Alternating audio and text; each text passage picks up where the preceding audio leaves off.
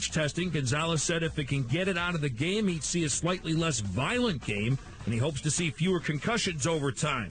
Reports say the Bears will pass on free agent corner Kelvin Hayden. Up next, it's more of the SiriusXM Blitz from Patriots Camp with a sports update at the top of the hour. I'm Zig Fracassi.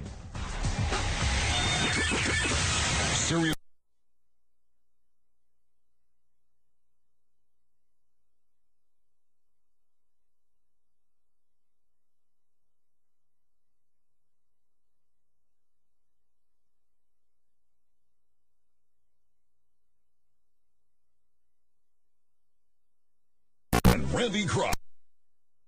Treat right now to have sitting at our set inside Gillette Stadium, both Devin McCourty and Patrick Chung. Guys, Adam Shine, Randy Cross, how are you?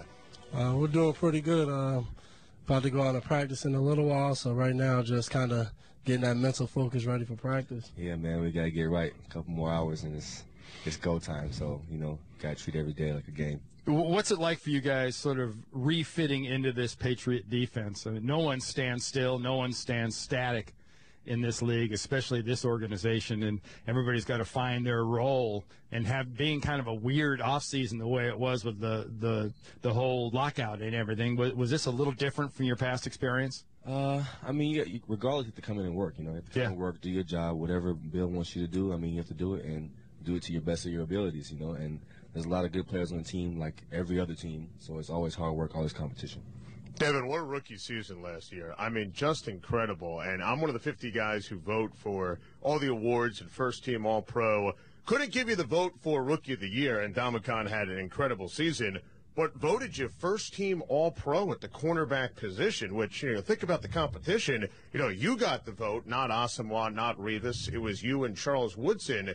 Take us through that rookie season, because it really was just one for the ages from a cornerback perspective and a Patriot perspective. It was just an exciting season, just to go into a year with a bunch of guys around me that just helped out, guys like Patrick being in that secondary. A lot of those guys they just led me throughout the whole season, teaching me how to be a player on the field and, most importantly, helping me off the field when it came to taking care of my body, watching film, all that stuff. So just to try to go through that season, and now coming into my second training camp, I'm just trying to build on it and see how much I can get better before this first game.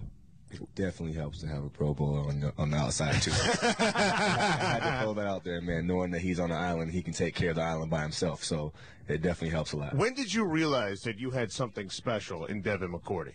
Actually, I can honestly say when he came in very mature. He came mature, ready to work, quiet, doing his job, does what he has to do, works hard, and you can see it's all what happened.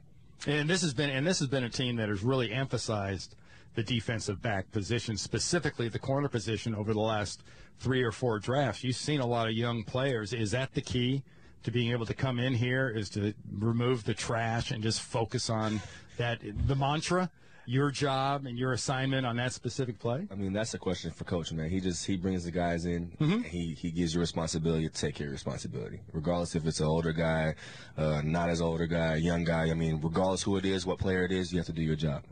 How do the Patriots get better on defense this season? I think just hard work. Right now, we're in training camp. We got some new people here, and we're just meshing it all together right now. We're going out there each day, working hard. Sometimes it's hot outside. Yesterday we went out there. It was real hot yesterday. A little humid yesterday. Yeah. Yesterday it was humid, then it started pouring, and we just kept going. So I think that's important right now for us, just to keep working hard.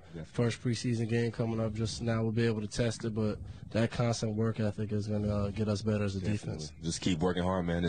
What day is it? Day 7, day 8 of camp? It's not many days we've been in, so it's constant work throughout the whole season. Every day, just take every day at a time, just keep working hard.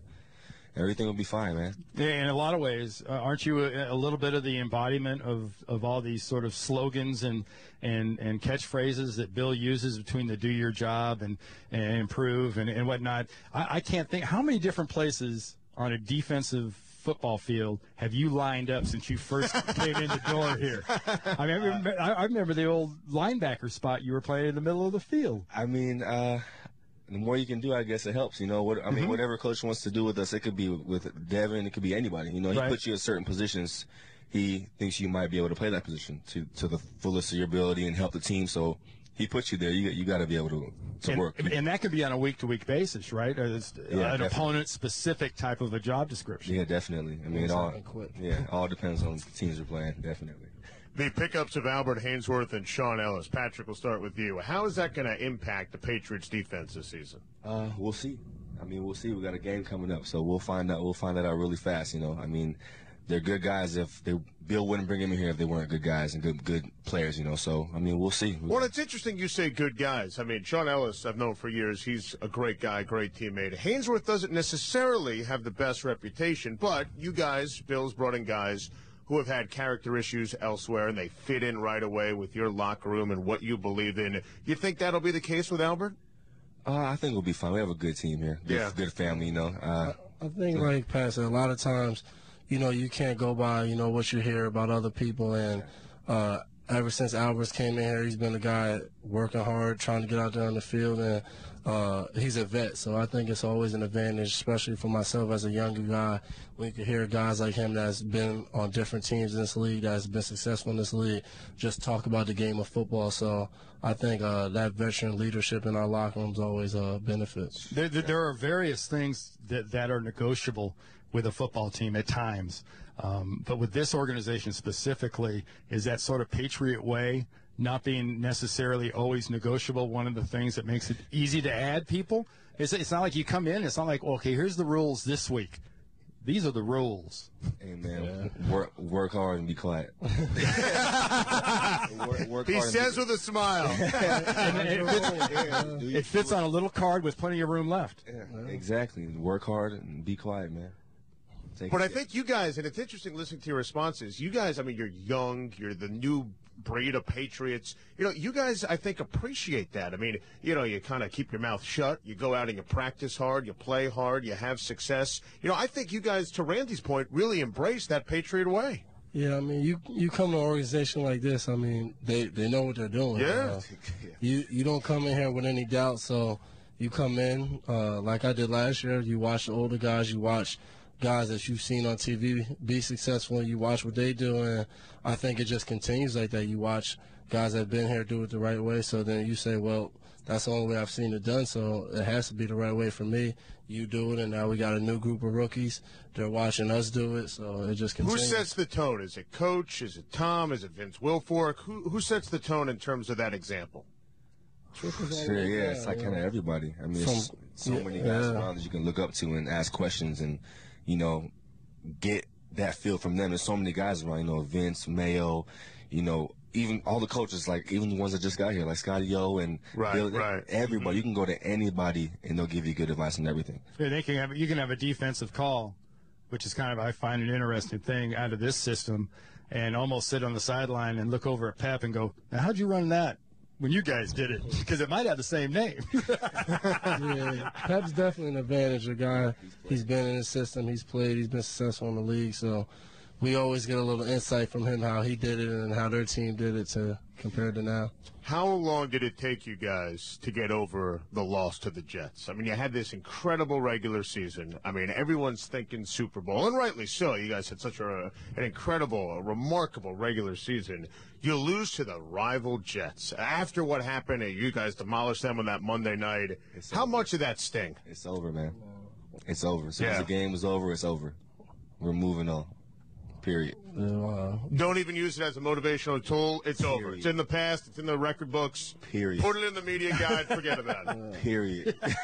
No matter what, if you win, if you lose, once you get past that game, it doesn't help you. Short memory, man. And this year is going to be a lot of attention on the defensive side of the ball. You've got to think. A lot of the moves have gone on the defensive side of the ball. A lot of the moves specifically are going to be up where you can see them. A lot of those big boys up front.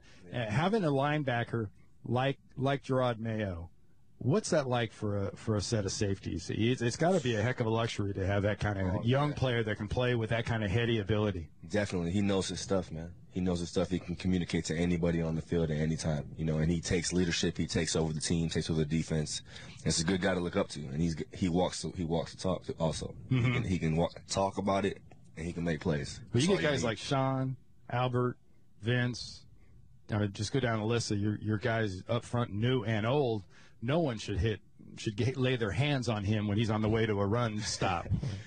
We're hoping. That's the idea, right? Yeah, we're hoping. What's the ultimate upside of your defensive backfield this year? I mean, I think you guys got a nice mix, young, talented players, some veterans who are coming back into the fold. How good, because, people talk about the rankings, the pass defense. Oh, the Patriots pass defense. I look at the roster, I look at the coaching. I see a pass defense. To Randy's point about the defensive line, you guys should be really good. Yeah, I think the biggest upside of this group of guys is just how we get along, how we mesh well in the meeting rooms, on the field.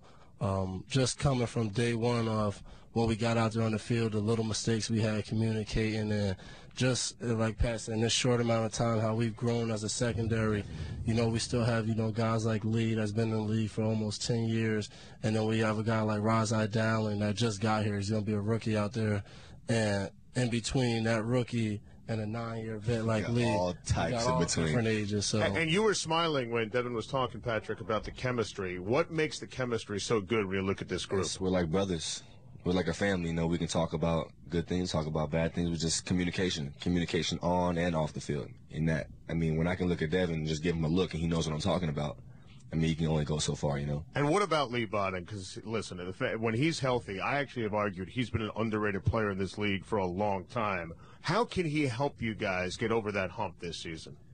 He is a good player. Like you said, he is a good player.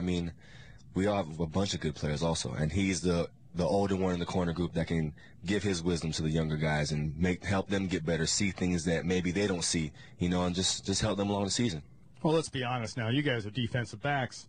Let's stop beating around the bush. How the heck are we getting after that quarterback this year when you look at the defense for New England? How are you guys going to do that? It's confidential, man. We don't let anything out. Yeah, it's a secret. Yeah, but obviously something that a defensive back absolutely loves is constant pressure on the quarterback, correct? Yeah. For us, it goes hand in hand. For us, we have to cover well so they can get pressure.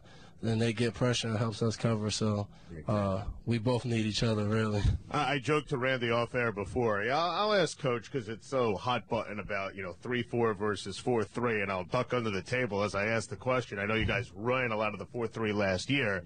We could talk about playing more 4-3, but for you guys in house, it's just business as usual, correct? Yeah, cover the receiver. Cover your guys. You never know what we're going to be in. Yeah.